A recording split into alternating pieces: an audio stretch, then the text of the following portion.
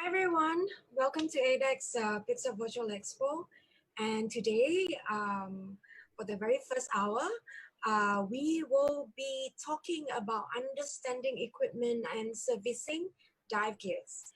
And today I have here with me, all the way from Pondicherry, India, Rob Patrick. Just a little bit of a background story on who Rob is. But before I go and do that, Rob, would you like to give a little wave to the audiences in ADEX? Hello, ADEX World and everybody there. Hi, Nora. Okay. Hi, Rob. Okay, so just to let everyone know who is Rob, Rob actually is a PADI Master Instructor in 2013.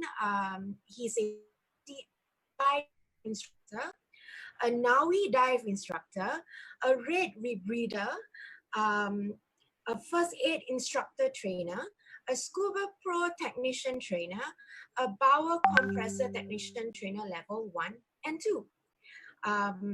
Well, just a little bit of a backstory on who Rob is. He's originally an Australian man, but he decided to move to Pondicherry, India to further his diving career. An experienced scuba diver with a myriad of technical professional qualifications, such as the list of biography that I mentioned earlier. He's also a PADI Master Instructor and most recently a red rebreather in 2018.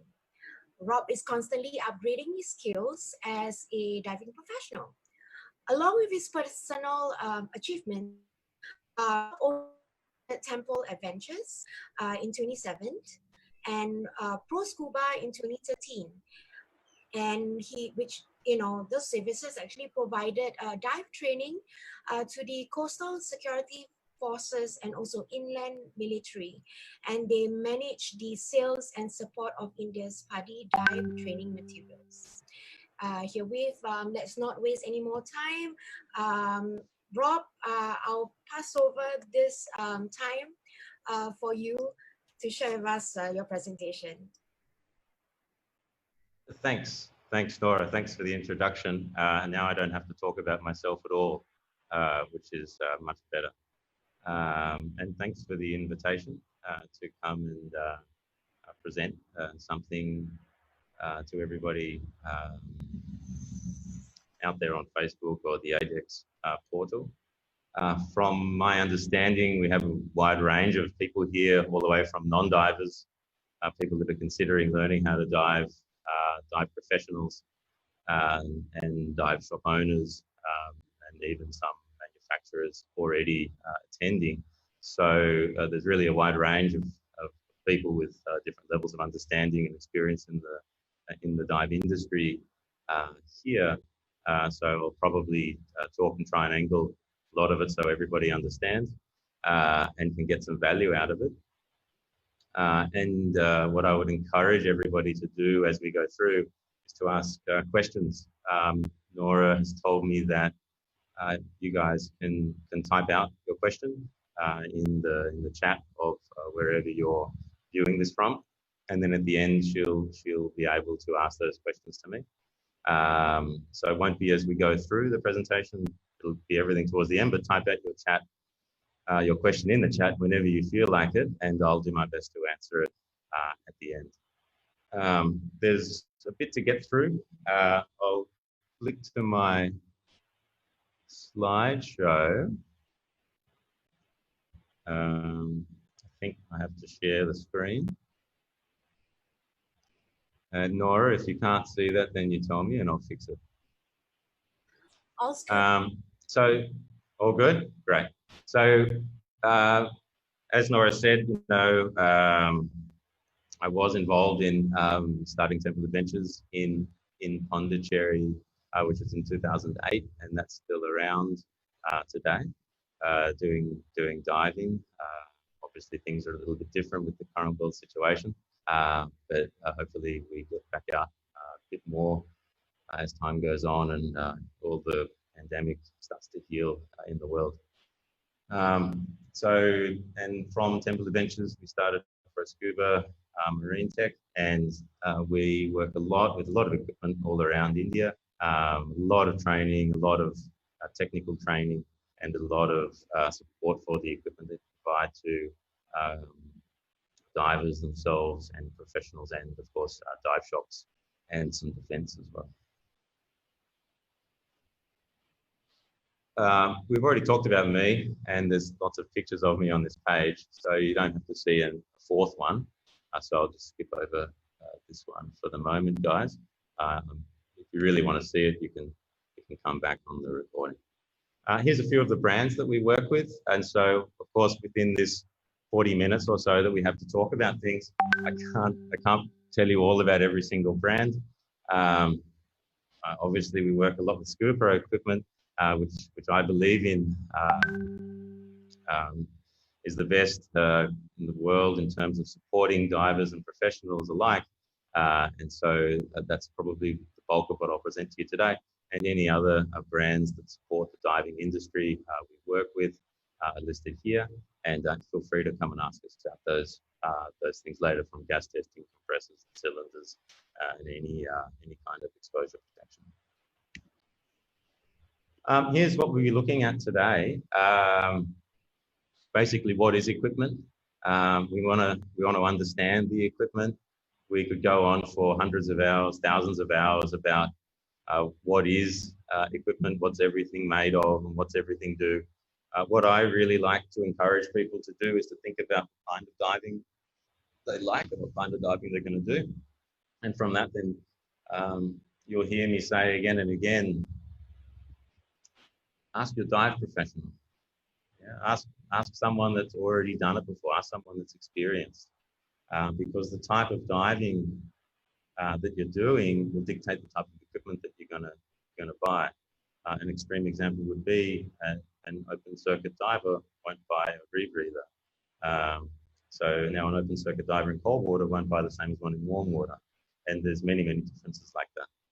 And so we'll try and not really cover all of those points, but say at least have it in your mind when you're looking at the equipment that you want to get for yourself, what kind of ideas you should be thinking about, and then questions you can be asking to your retailer or your dive pro or operator, and researching yourself. We all research online today at the moment, so you have lots of time to go through all the reviews and and decide what kind of equipment do I need for my type of diving. After that, what's really important is once you've got this equipment and you love it and it's going to be taking care of you in what we would call a hostile, very fun but hostile environment, we need to take care of it the same as you take care of your car. When you have your car, you buy it and then you'll change the oil and you'll take care of the tires, and you might adjust the handbrake and all the scheduled maintenance, plus any kind of other preventative maintenance that your mechanic would advise you to. So same with your diving gear. If you want to be going and using it like these people on the screen underwater, make sure that it's going to take care of you and check it before. So once you've bought the gear, please do take care of it. And I'll show you a few ways about how to make sure that it's always in top-notch shape. Not just for you, but also, of course, as we all know or are going to learn, for our buddy as well. There's something that isn't addressed, I guess, probably as often as it should be, which would be the quality of the air we're breathing. Again, we're all thinking about it now. After I leave from this presentation, I'll put on my face mask. It'll have a micron rating, and if it's half a micron or 1 or 5, that's a decision that I've had to make based on what I think will protect me or protect others. So what kind of gas do we breathe? When you go and you book a liveaboard in Indonesia, what kind of gas are they giving you to breathe? So we'll talk a little about that. And then, yes, the coronavirus and specialty cleaning. I'll show you how to find information on that, and we've all researched it. But I don't think this presentation is about really the COVID-19. It's more about how to find information about that, especially current information, because it does change all the time. So what kind of diving are you going to do? What are you interested in? Is it where we all start with our Discover Scuba Diver or our open water course. Are we not going to do any scuba at all? We're just going to be doing apnea or freedive. Once we've learned recreational or open water and maybe advanced, we start looking at the wrecks of the world. Technical diving, massive growth globally, and really fine-tuning all of the base skills you got during recreational and becoming really experienced and, as the name implies, technical. Maybe marine biology, going into cave diving, which again is a not complete other new level. And I think that ADEX has a whole bunch of really experienced cave divers that have already come on and done great presentations, which you can go back to and watch to get more information about that.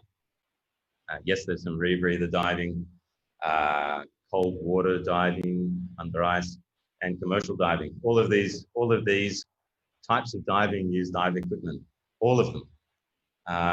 It's just they all use a little bit different, and inside those differences, there's personal preference. When you're looking at the equipment, I would try and suggest to you that probably, maybe not last on the list, but definitely not first, would be the cost. Very often I see a sad state when someone goes for something cheaper and that costs them much more financially and in terms of time and safety in the long run. So try and think about what's a good quality piece of equipment for you to buy, and what specifically suits your face, how you're going to feel. Sorry, if you're using a mask, what's going to suit your face. If you're using a computer, what type of diving you're going to be doing. So what kind of algorithm does it run? Why is that algorithm the best one for you? For exposure protection, you need to make sure you're comfortable, because you'll use less gas and that makes the dives worth more. Where are you going to be diving? Where did you buy it from? Do you have good support in that country? If you have any issues with the equipment, can you get it taken care of? Can you get servicing done? So very often it's the person that you buy it from or the operator you buy it from. They will take care of it for you, and they'll include maybe a service or checking the tune. And every time you dive with them, they'll anyway check it for you. And so I would suggest that support and quality and a great fit, something that's comfortable, is really important, and more important than the price. But we all do look at the price, and that's fine. And so maybe you can weigh those options up and try and find the best for you. This applies all around the world, guys, not just in India or Asia. You can see here they've got a computer, they've got a regulator. She's got on a Hydros BC and a full-length wetsuit and some Seawing Nova. She's color matched. So this one, she's matched up her whole equipment set so that she's got turquoise all over, which is fine. And that's her choice. Some of them you see when you're in travel, they'll have a dinosaur hood or really bright pink suits. So all that's great. That's different and fun and interesting. Good on them. Most people end up buying a black or black with a little bit of color.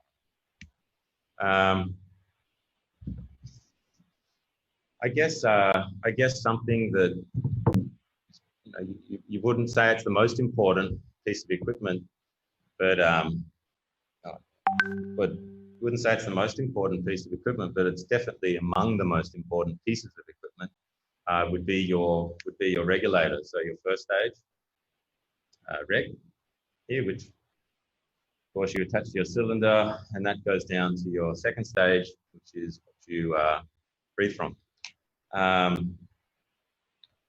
This is what gives you the life-sustaining gas underwater. You really need this to be operating best it possibly can. And while it's operating, you need it to be a pleasure to breathe out of. You need it to have a really low work of breathing. You need it to not exert you and you're like you're sucking on a straw. You need it to give you that gas, not just for you to take it. And it needs to do that all day, every day. So really research what suits you. Find something that's good quality that will will sustain the type of diving you do, and then service it as per the manufacturer's specifications. Normally it's every year, sometimes it's every 2 years. If you're an operator and you're using it, a couple of dives a day, probably a lot less than that, maybe 3 months or 6 months, pull it apart and check everything, because you have a responsibility to all the students who are watching now, and their safety and their health. So we need to be checking a little bit more often. Bearing in mind, guys, you can check regulators quite easily, and if you do a technician course, you'll learn how to check those regulators. Specifically, this one's a Mark 25, which is some of the guys that know have dived before. Probably one of the greatest first stages ever made. Can be used very, very deep, theoretically endless depth, high flow, 10,000 liters a minute, and as a downstream piston first stage, and it's connected up to a. This one has an S600 on it. It's also in that picture, and so it's a balanced second stage, really low crack effort, and something that I would recommend to almost all divers when they're purchasing their first rigs.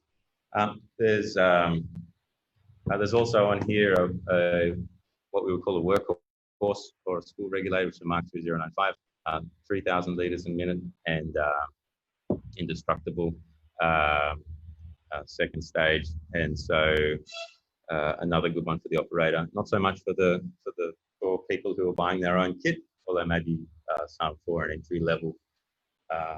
It's an okay choice, and then upgrade later. BCs, guys. There's so many differences in a BCD, but really what it comes down to is what kind of diving you're doing. If you're doing warm water diving, then you're not using as much thermal protection, and you're not using probably as many weights then. So you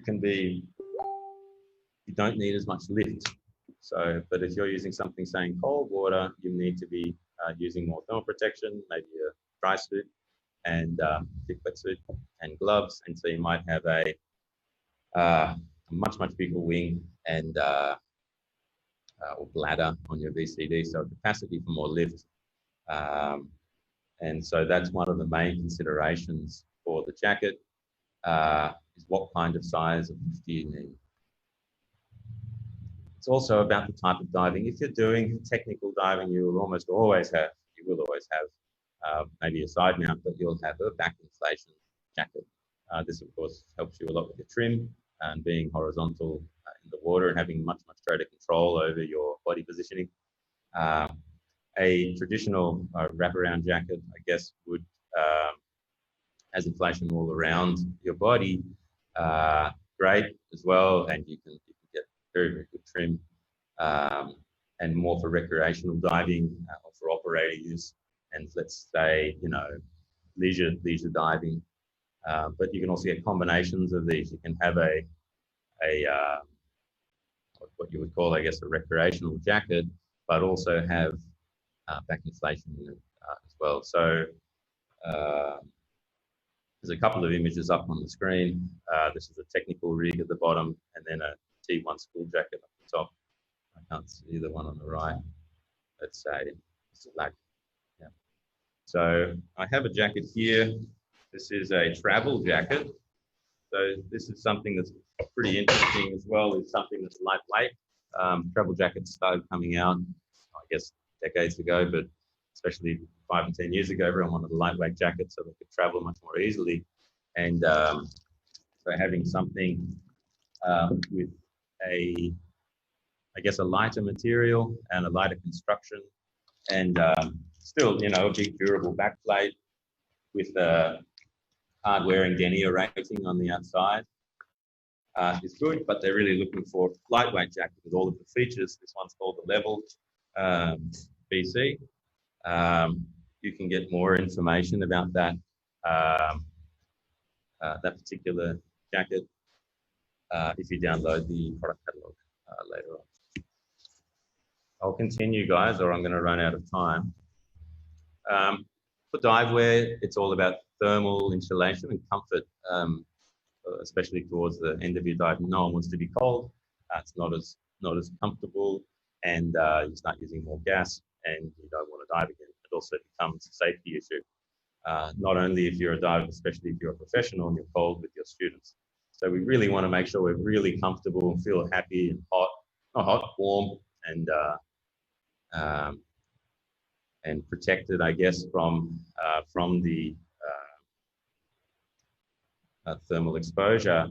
And so you need to assess your own body physiology and make the right choice for you with the conditions you're going to be diving in.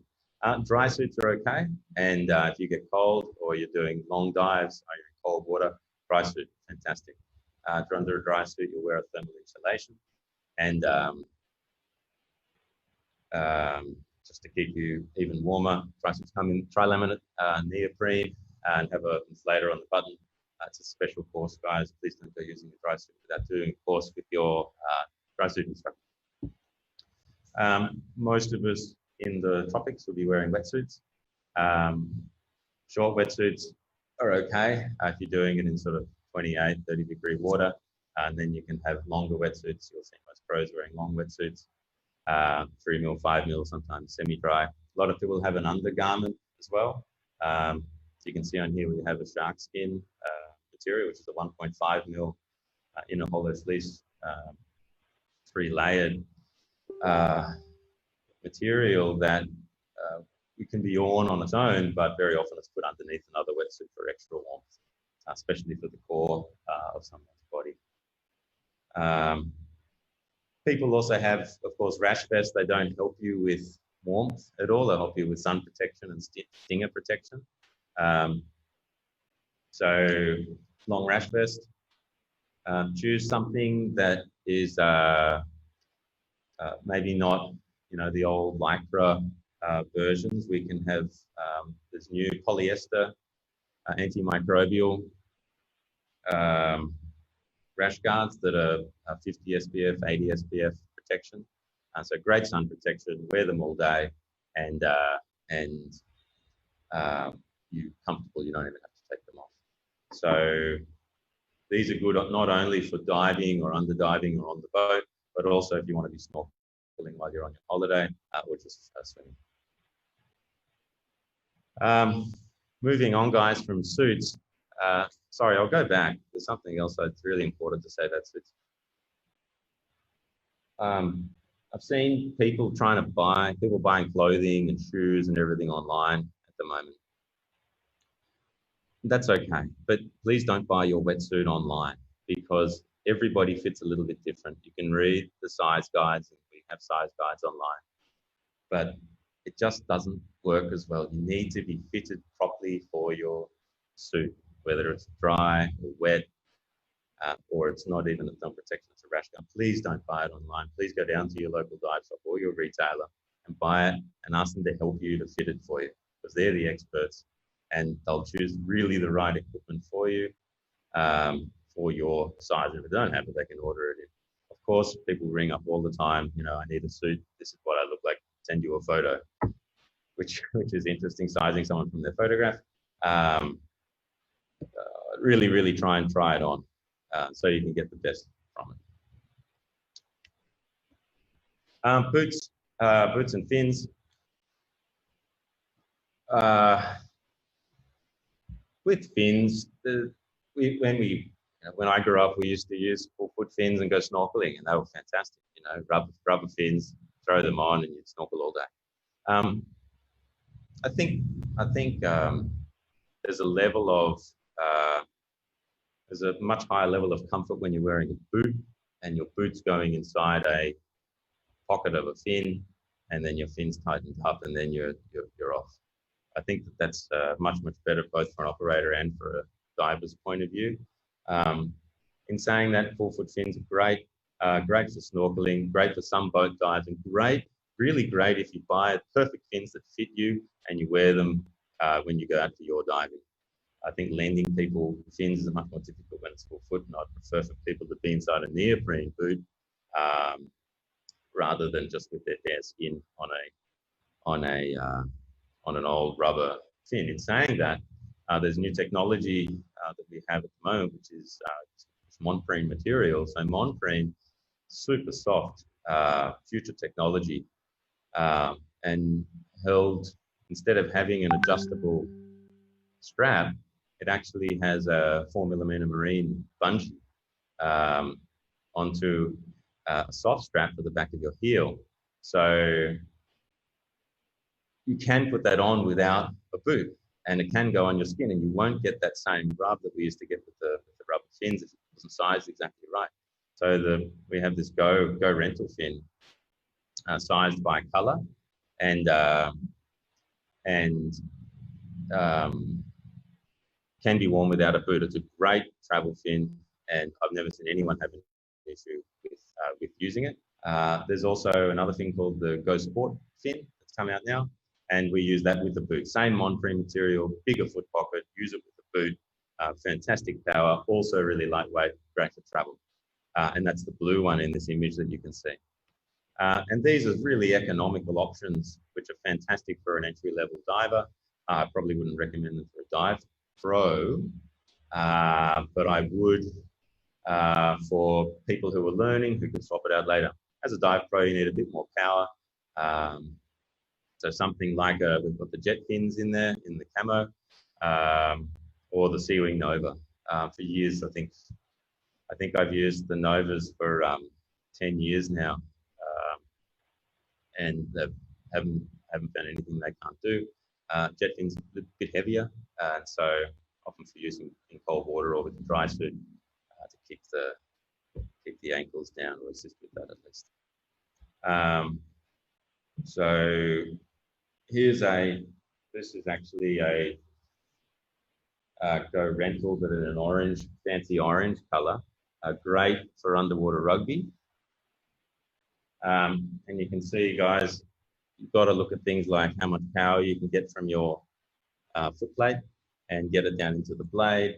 And this is actually the monprene construction as well, so you can see it's a single piece. And no matter what you do, it'll just go back to normal. Actually, for testing, we ran over these with a car, all folded up like this. And it folded up like this, ran over in a car, and it just came back to normal. So really fantastic material. So there's of course freediving fins as well, which we haven't put in here, but of course they're a little different too. With masks, guys, if you're going to have prescriptive lenses, you could choose something like this, which you can actually take this top off and take the lenses out, put in your lens for you or for your students. Makes it very easy, very simple to change them out. And also, of course, you can change all your colors. Just so we can all see easier. Like me, of course, I have to put some lenses in when I go underwater, so I can actually see what I'm doing. So this Zoom Evo mask is a fantastic option for us. And for operators, actually, it's really good because they can change the lenses really quickly to suit their students. Lots of accessories, guys. Make sure you have a comfort strap at the back. Having a silicone strap's okay. Having a nice comfort strap is even better. Full face masks, a little bit advanced for this session probably, but you can have 2 second stages and a communication set in the 3 ports you can see on the screen. Computers. So some of you would remember learning diving or diving for years with a RDP and a timer and a slate, or maybe with a wheel. And that was great and fun, and you're always recalculating your NDL or what's your next stop at, and that was okay. So and then computers came along, and we all started slowly switching. Now, of course, they've become a standard. We all have computers all the time. I'm sitting here with one on right now. It's also my fashion accessory. So having a watch style computer, which we wear all day, every day, having something a bit bigger, and to be honest with you, I do use the G2, which is the larger computer in here, and I use it on the light setting so I can see the big numbers that are really important to me. And I have gas integration, which means that I have a transmitter from my first stages to my computer, so I can read my gas just from my one look at my wrist. And that's been great for the last 10 years or so. And you know, in all courses we give students computers to use now. We teach them how to change the gas, how to check out their surface interval time, how to check out their predicted bottom time, and do dive planning on the computers. And it's just fantastic technology that wasn't around 15, 20 years ago, or not at least generally with us all in us all diving then. Now, of course, we've got something new which we've started playing with in the last year or so, which is the heads-up display. Don't know if you can see this. It's on this mask here, so actually you can wear it, and you don't even have to look at your wrist anymore. You can just glance your eye up. I can turn this on. Wonder if I can show you. Like, can you see that? Yeah. So what it looks like, I won't go through the whole thing. What it looks like is you actually can't see it when you're normally looking, but then if you glance your eye up, you can read everything you need, and you can have multiple transmitters, multiple gases, and without even moving your body, without having to look for your gauge or look for your computer, you can just read what's happening with everything with the dive through the heads-up display. Just fantastic. Just fantastic technology, and something that's been really exciting for us all to start using. Safety. We all go through events that lead us to want to have a little bit more safety with our gear, and a lot of and then it leads us to change the way we dive, or to have more equipment to take care of things. Big SMB, so you can signal if you come up where the boat, away from the boat. Compass, of course, is not really safety gear, but it is, so you can navigate correctly. Cutting devices, have a reel, and these are things that you just can't get away with, guys. You have to have safety gear if you're going to go out. Diving, you need to take care of yourself, and you know, there's a bit of self-responsibility there to make sure that you've got something that's pretty normal to be ready for with your repertoire of equipment with you on your dive. There's a video here I'll show you guys. This is actually pretty interesting. It's a video from Korea. It's 135 divers breathing from, remember that Mark 25 I showed you? I've got it still here. From one of these, it's 135 divers. I hope you can hear the music. Fantastic.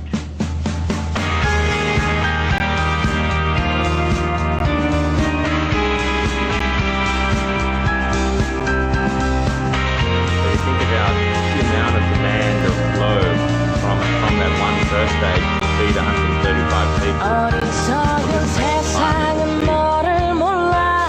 후회 속에 감춰진 너를 못 봐.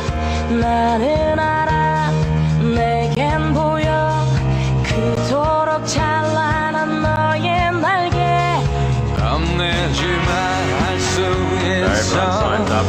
뜨겁게 꿈틀거리는 날개를 펴 날아올라 세상 위로.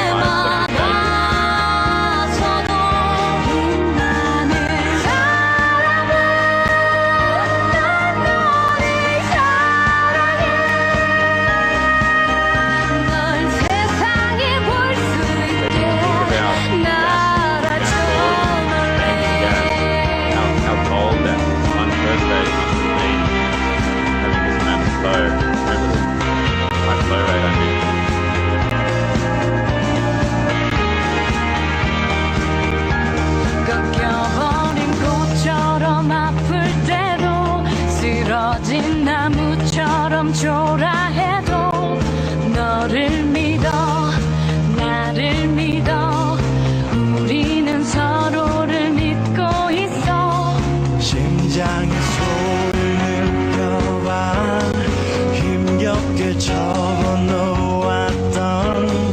날개를 펴 날아올라 세상 위로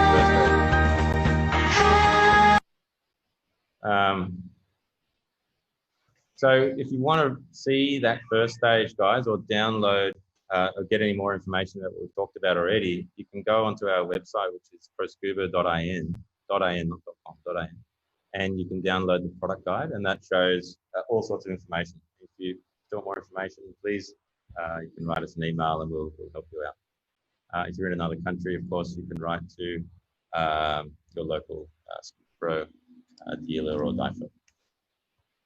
I want to sort of switch into servicing, and this is sort of, I guess, what we talked about at the beginning, where we're taking care of our equipment that we've just paid for. So we've got our equipment, and we've gone out diving. Our pros have tuned it for us, and they've assembled it, and we've gone out, and it's been designed for us, and all that's great. But then a year comes around, or 100 dives come around, which are two pretty standard measures, I guess, of servicing time. Your manufacturer can say more or less, but you need to get it serviced at some point. Same as with the car analogy. Please take care of it; it'll take care of you. So you can see that there's a little bit of a cutaway of the inside of a first stage, very, very simple Mark II Evo, and what it looks like inside. When we're doing testing and tuning, what we do is sort of, apart from a visual check, is we'll check the interstage pressure, so the pressure in the low pressure lines, and we'll check the cracking pressure of the second stage to really feel how it would be being a diver on that regulator. We do it all in the workshop. So you can see a service report up the top right, and so that's a real service report that shows you bring the regulator in, it was working like this, and now we've done this work, and then now it's performing like this. And that's your sort of record and guarantee that you're getting servicing done, taking care of your gear. And I know that with Screwpro, of course, we offer a lifetime warranty on rigs that have a service record like that. That's the kind of quality you get. I would encourage you to try and get something that lasts a long time. You don't want to buy a rig and have to get a new one in 5 years. You want it to last for 10, 20 years at least, and just taking care of it and servicing it with your local technician. Best idea, fantastic idea. And apart from that, of course, it keeps you safe and really comfortable when you go and buy your liverboard dives. Each one of those dives, if it's 5 minutes longer, because you've got a great breathing rig and you feel more comfortable, you'll have a much, much better holiday. 100% better holiday based on just taking care of your equipment. It includes your BCDs as well, among everything else. Here's a blowout. Maybe we shouldn't show this, but I thought it'd be really interesting for everyone to see what was inside a reg at first stage.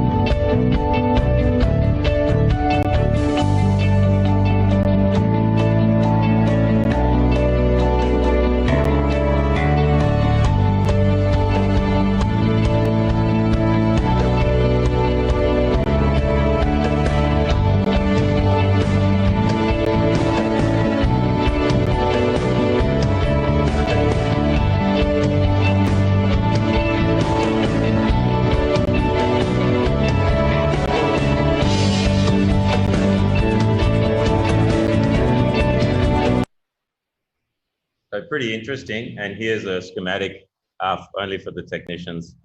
It's actually really simple once you learn to know it. What I think is really important for divers is that your dive professional who takes you out diving also understands the equipment. I guess I would encourage all dive pros to, you know, sort of look into some kind of training on the equipment you're using. I mean, if we're going to be using it every day and it's the tools of our trade, we really want to understand how it works, at least, if not how to take care of it. So if you're a student, you're looking for a dive pro, please ask them, you know, to make the choice of your dive professional. Can you teach me about? Can you take care of my equipment? Will you teach me a little bit about it while we're on dives and talk to you? Can I service my equipment with you or with your operation? And if you're a dive pro and you haven't done that yet, I think that's a great extra feather in your cap and addition to you and to your management to have that training and take care of the equipment that you're using for the students. I think that that's really, really interesting and really, really easy extra qualification that you can have in your repertoire and on your resume, and it only helps everybody. That's all. Of course, we do technical training. All around the world, there's technical training by manufacturers, and you can have a certification. And once you get the certification, you can do your practice on the equipment and learn from people who might have a little more experience than you. Another schematic, guys, of the second stage. If we move into gas, guys, and I think there's probably a few people watching this who know me, and I'll go on forever and ever about it. So I'll try not to do that right now. But think about it. If someone said to you, we're going to go out diving, and they said, would you like to have this cylinder and it's got really, really great quality clean gas, or we've got this cylinder and it doesn't, it has something else in it. Of course, you're going to choose this one. And then you say, okay, well, you're going to the same scenario, but this one costs $10 more. You'll probably still choose the one that costs $10 more. And so I think that not only the dive pros understanding what is clean gas, and not only the operator ensuring that they give the divers clean gas, is that I think the divers need to also say, you know, what's in my gas? What am I breathing here? And the same as we all want clean air now, we're all wearing a mask so we don't give or get COVID-19. And we all want to have fresh air on the tropical islands and not the smog from the cities. It's the same when you go diving. It's actually even more so because of partial pressures. If you're divers, you know what it is. If you're going to learn to dive, your instructor will teach you. And the effects that it has on your body. So, and if you're a diver, you do 20 or 30 dives a year, or instructor, you do hundreds or thousands of dives a year. It'll affect you proportionally to that if you're using something that's not so great for your body.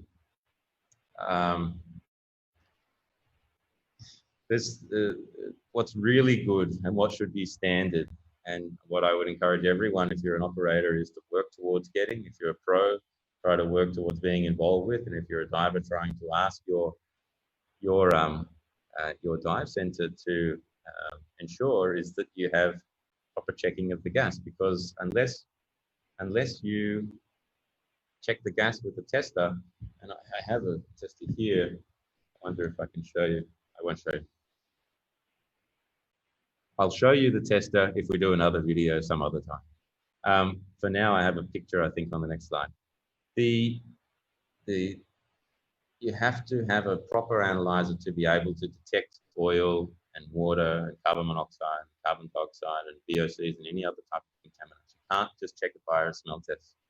If your training is to smell the gas and you can smell anything apart from nothing, then already the approximate gauge is that it's 60 times further than the rating for something for human consumption, which is classified as poison times 60. So please don't do a smell test and say, oh, I'll take a different tank. That's not something that's going to be good for you, for your equipment. We're talking about equipment today. And so remember, all of the equipment has that gas exposed. It goes into the cylinder and goes all through your reg into your BCD. So you're talking about hydrocarbons in your jacket, if there is any in there. And then, of course, into your second stage and into your lungs, which is the worst part. Please ensure you get clean gas when you go diving. Demand it. Actually ask for it.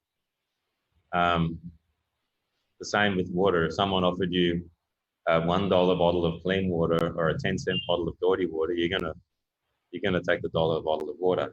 But in diving, it doesn't have to be that big difference either. It's not actually. It's actually cheaper to have good filtration than it is to have bad filtration or bad gas. So I think that it starts. Of course, the operators, we should offer it, but please ask for it, guys. Here's what I think is great, which is when you are an operator and you are proud of your gas you're giving to your divers, which you should be, show off and say, hey divers, look at my gas test today. I tested every single cylinder. And if you're a diver and you see someone that's proud of it, you know you're going to someone that cares about you, cares about what you're using. And yeah, we're talking about equipment today, so they care about all your equipment because your equipment will last much longer if it's not having monoxide and oil going through it. On the right is the gas tester, guys. This is DEOX gas tester. This one has a dew point sensor. It's testing carbon monoxide, which of course is a major killer for people breathing it underwater. This is what we use, and we do training on around India. DEOX is of course an Italian brand, and so if you're in other parts of the world, you might want to find local DEOX certified trainers or testers, and you can get certificates or get them to come in and test, or you can even obtain your own equipment so you can do your own testing. That's a big multi-gas tester. There's also small ones down the bottom, a little bit more portable. Demand clean gas equipment. This is something we did at Temple, which is still there now, which is your equipment should never leak. Never. There's no small bubbles, small troubles, or any of that. There's only equipment that doesn't leak, and there's only clean gas. That's all that we should have to give to people for diving. And I think you're all probably say, oh yeah, that's right, I've got to have clean gas and not leaking equipment. But let's make sure of it. And so this can apply to anyone. You can have a no bubble policy, which is SOP internally in your dive shop, and you can again show off about that. And divers, you should, for your regulators and your equipment, you can say, I want to have it serviced really well, and I don't want to have leaking equipment either. Taking care of gear, guys. Your instructor will teach you, but your instructor hopefully will teach you really well on how to flush out your BCs and clean your regulators, especially now. Wash your wetsuits.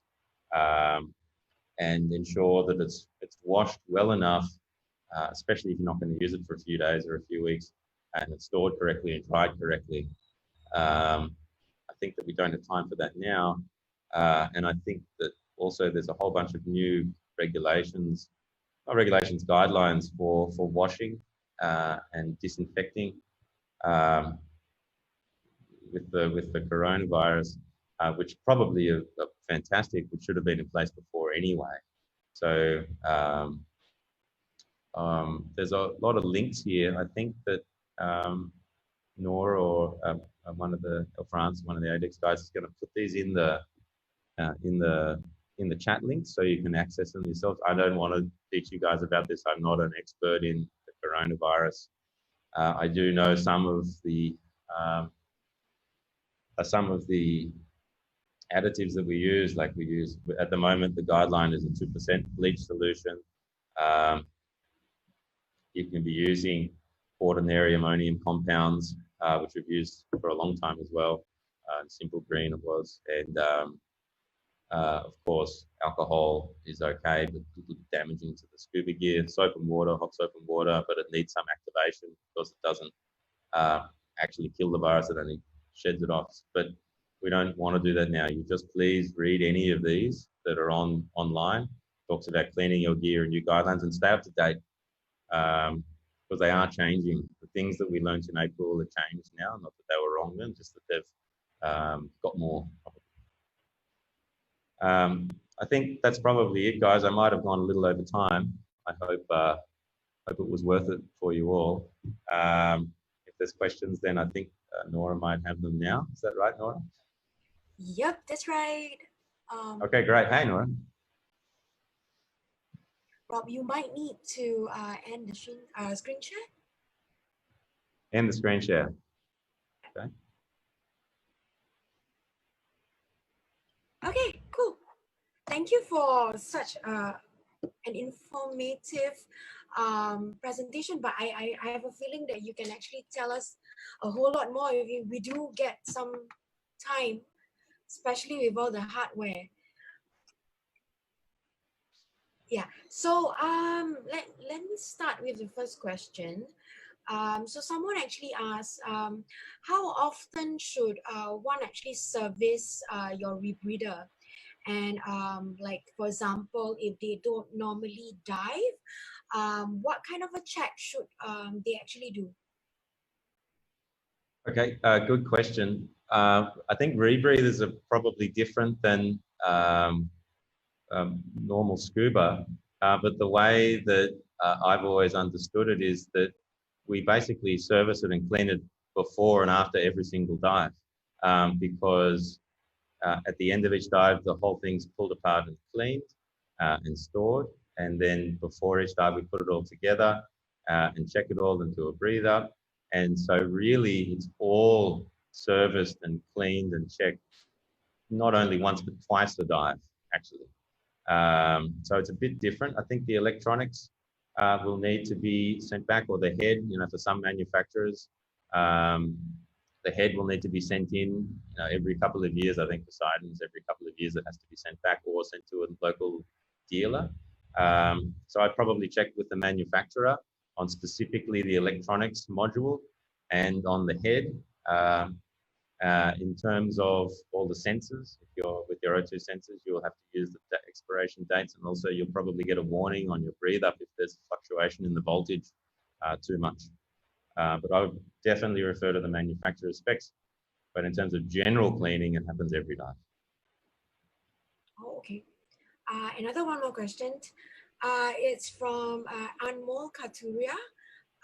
So he asked, what can we combat the trial and fit problem in times of COVID-19? Especially when, like it's not advisable to purchase some of the gears online. What are the other ways that, I don't know, like retailers are actually selling these products? Yeah, good question. I think that it's sort of similar to the clothing industry, whereas there can't be a no-touch policy. There has to be if you're going to try on something like a wetsuit, then that wetsuit has to be quarantined for, it used to be 72 hours. It's probably less than that now, but let's say it's 72 hours or whatever the current guidelines are. And only then that wetsuit or piece of clothing could come back out onto the shelves. If people say come in and they're touching a mask, you saw me touching the mask before, so now that mask would have to be sanitized or quarantined. Absolutely, that's a good question. So I think that actually everyone's sort of learning as they go, and manufacturers have out specs.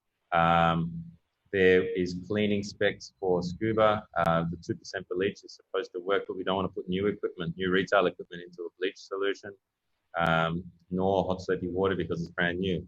So I think that there needs to be restricted equipment only for demo and only for trying, and there can be the quarantining. And apart from that, it sort of has to be a choice, maybe not by local authorities, although countries will have their own laws or guidelines, but also by the retailer themselves. On someone coming into the shop, they would sanitize on the way in. You would sort of hope they don't cough on their hands while they're in there, or you're having a mask policy in your retail. I know all the retail shops in India, I know at the moment, in terms of scuba, that are having customers come in, they're all fully masked and sanitized and temperature checked on the way in. So I think there's sort of steps you put in place for that, taking care of the equipment in the retail. Okay, that's pretty interesting actually. that most of the missionizers need to be quarantined. Right. So there's another question by hmm, uh, someone from Facebook. He mentioned, how much does a cost of a DOX equipment? Okay, that's a great question. I would encourage you to send me an email. Which country is that person in? If they're in India, please send us an email. If they're not in India, I don't think it's in India. okay, I think it's Russian. It's a Russian name. okay. You still send me an email. If Nora, if you or France can put my email address in the chat, then anyone can write to me. You just send me an email and tell me which country you're in, and I'll refer you to the local DOX distributor for that country. All right, so I'm not going to put Rob's email on this post. I will direct mail you. If not, Rob will be getting all the very funny emails. Everyone likes funny emails. Another question from Anmol Katuria. So he asked also, what would be some precautions suppliers can take when equipment is passed from warehouse to dive shop? Okay. I'm from my understanding that means in terms of shipping. I guess there's a no-touch delivery which is undertaken at the moment. I know that in terms of our warehousing, all of our team are temperature checked, masked, and sanitized before anything goes into a box, and then that box goes out to say a courier company or a shipper. There is some control lost at that point, specifically here. If we're talking about anywhere in the world, at some point someone's going to touch it, whether they've got gloves on, but their gloves are contaminated, or if they're not wearing gloves, or if someone coughs on it. I think that something I've heard of with some operators is that when they get shipments, whether it's from Amazon or a local distributor or dealer, there's a no-touch delivery that goes in, and that box is quarantined itself for, I've heard of 12 hours and I've heard of 72 hours, and then the person that touched it sanitized, and then they went back inside, and then you only open your goods after a certain period of time. Okay. So the guy that actually asked earlier with regards to DOX, right, Rob, is actually from Poland. So yeah, he asked how can he go about getting that, and how much would it cost? I can't. I mean, there's so many different models of the DOX. You can look online, actually. If you look on temc.it, I believe. Yeah, I might have got one of those letters around the wrong way. I think it's temc.it, and that's the DOX website. That's the Italian manufacturer. It will show a list of distributors. Our company information will be in there for India, and if there's a distributor for Poland, then that'll be listed on the distributor or dealer page there. Otherwise, you can write directly to DOX and tell them you're from Poland, and they'll direct you to the right place. Okay. Another question is on training, actually servicing training. You mentioned earlier that it is advisable for professional divers to actually know their equipment and actually go for such trainings. So the question goes something like, how often should a dive professional or a serious diver take such servicing courses, and are there various levels to that kind of training course? Yeah, good question. There are different levels, and I think different manufacturers will have different levels. For Scuba Pro, we have two main levels. So in the first level, which takes 2 or 3 days, we learn about the basic school equipment and the basic BPIs, the inflators on the jackets. And then the second level, we learn about balanced, second stages, balanced first stages. and about diaphragm first stages as well.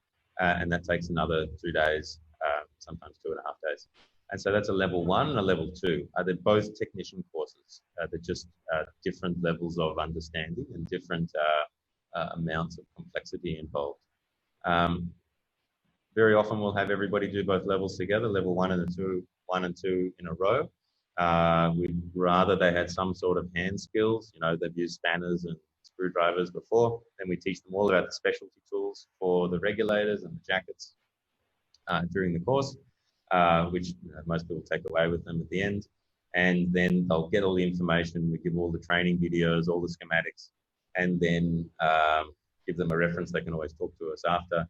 And then they go away and practice, because it's sort of the same. You go into a course and you do the course at uni. You know, I'm an engineer, so now I've done 3 or 4 years of being an engineer, but you don't really learn to be an engineer. You learn everything you need to start to learn how to be an engineer, if you know what I mean.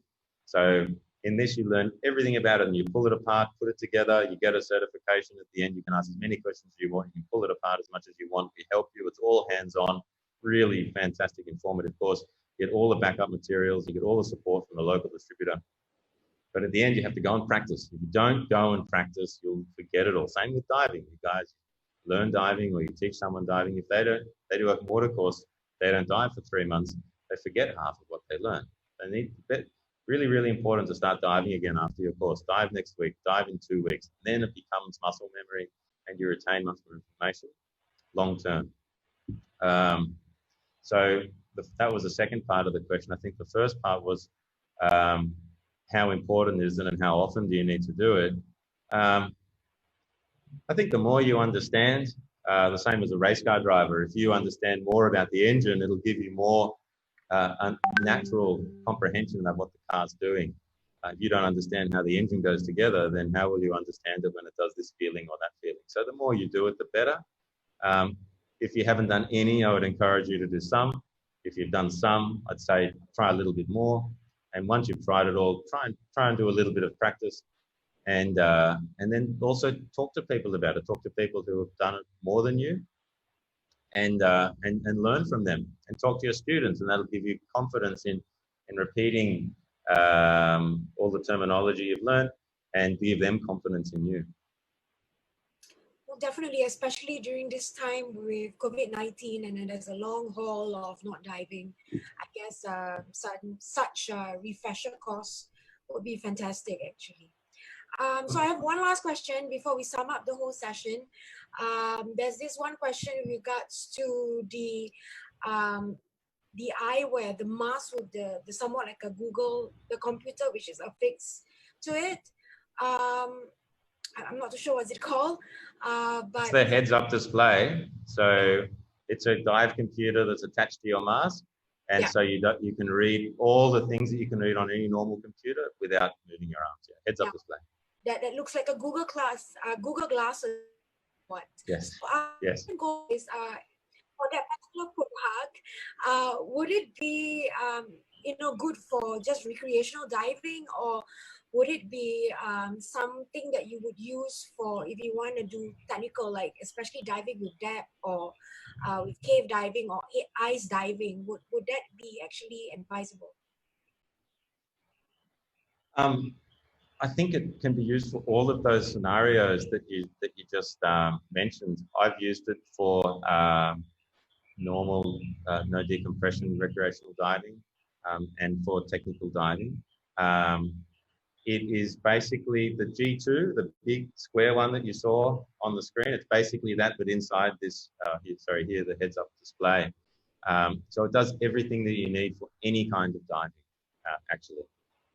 So if you want to do technical or cave or just recreational, it makes the whole thing hands-free. So you're not worried about looking at your console and lifting up your high-pressure hose. You don't need a high-pressure hose. You just have a transmitter from your gases, from your cylinders. And you don't have to look at your wrist to look away from diving. You just have to glance up.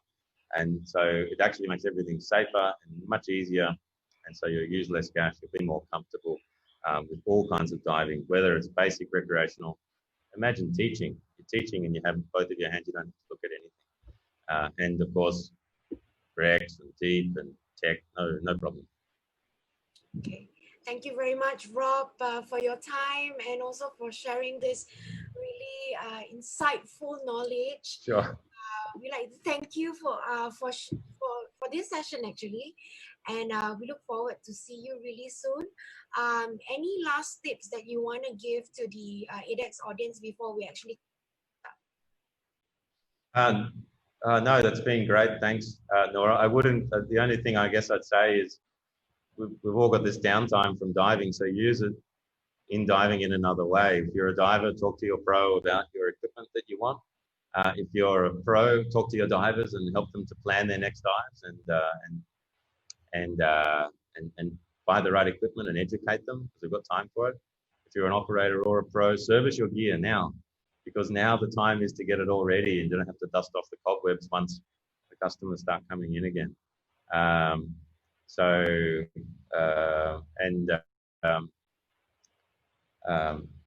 don't know how you can ask me questions, but I guess if you're in India, you'll be able to find me anyway. Otherwise, if you're in your country, you find your local dealer or your local community of divers, you'll be able to find out the information on how to go about the servicing or equipment education. Okay, thanks, Rob. Great. And stay Thanks. safe. Bye. And have a lovely afternoon. Bye. Yeah, you too. Bye.